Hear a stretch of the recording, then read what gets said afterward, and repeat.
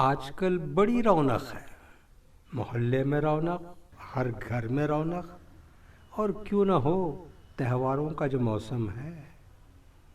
سچ پوچھیے، جس برے وقت سے ہم گزرے ہیں نا، کرونا کی سیکنڈ ویو سے، اور جس طرح سے حادثات ہمارے ساتھ ہوئے ہیں ایک کے بعد ایک، ہم کو تو قدر ہونی چاہیے ان موقعوں کا، کہ ان تہواروں کا، جب ہمیں مہلت مل رہی ہے کہ ہم ایک ساتھ اپنوں کے ساتھ مل کر بیٹھیں اور سیلیبریٹ کر سکیں۔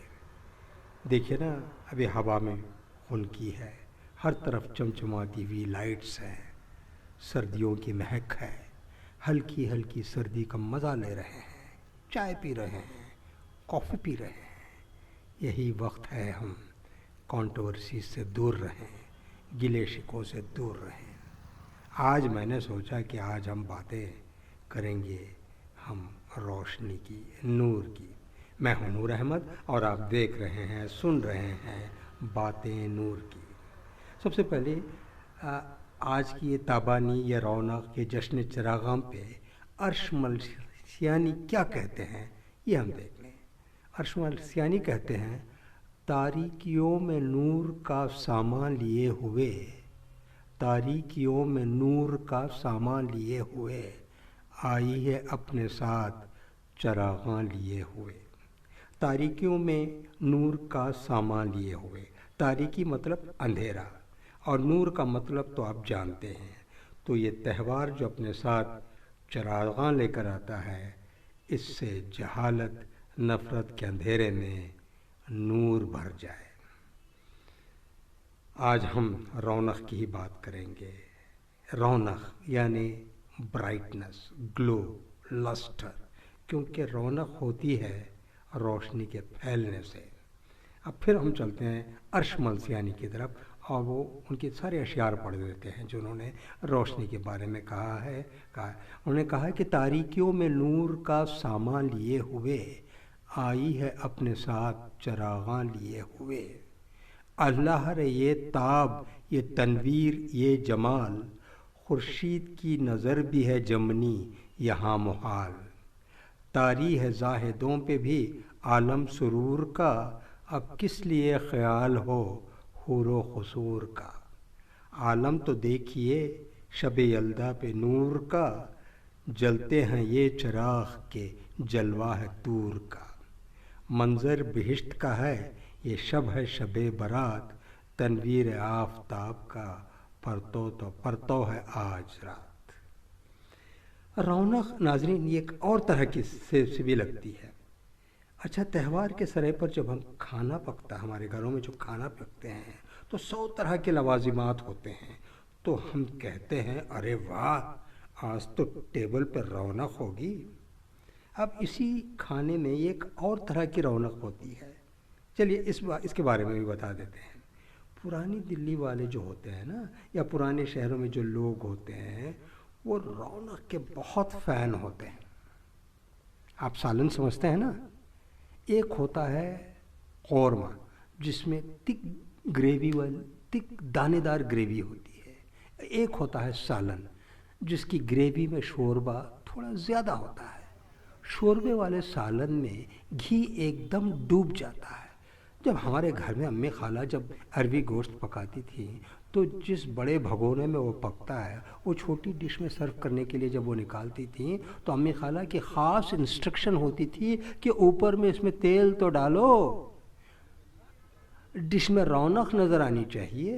رونق کا مطلب ہے یہاں تیل ہوتا ہے، اور جب مہمان آتے ہیں تو ان سے بھی خاص درخواست ہوتی ہے، لیجئے لیجئے سالن پہ ذرا رونق تو ڈال کے لیجئے۔ ارے فلاں کی بیٹی، ان کی پلیٹ میں رونق تو ٹپکاؤ۔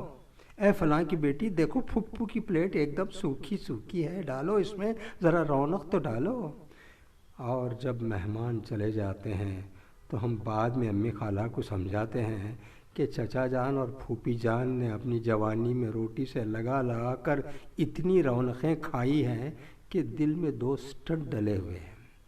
تو اگلی بار جب آئیں تو خدا کا واسطہ پھل کاٹ کاٹ کر کھلا دیجیے گا، خدا نہ خواستہ کچھ ہو گیا تو ہم کیا کریں گے۔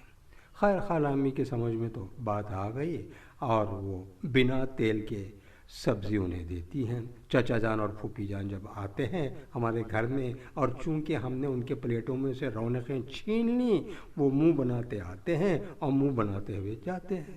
تو یہ رول ہے رونق کا ہمارے سوشل سرکل میں.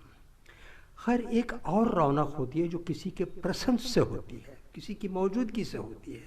تو ہم کہتے ہیں کہ بزرگوں کی موجودگی میں بڑی رونق ہوتی ہے.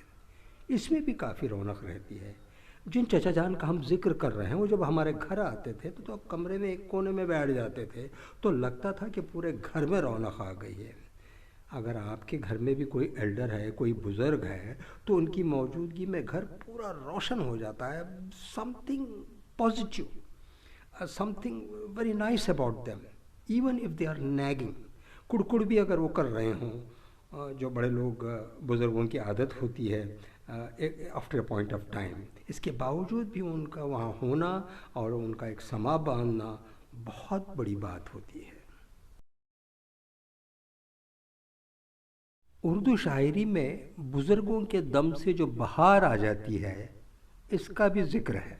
مثلاً اشہد کریم الفت کہتے ہیں دعائے دست فضیلت سے سر کی رونق ہے، دعائے دست فضیلت سے سر کی رونق ہے، ہمارے گھر کے بزرگوں سے گھر کی رونق ہے.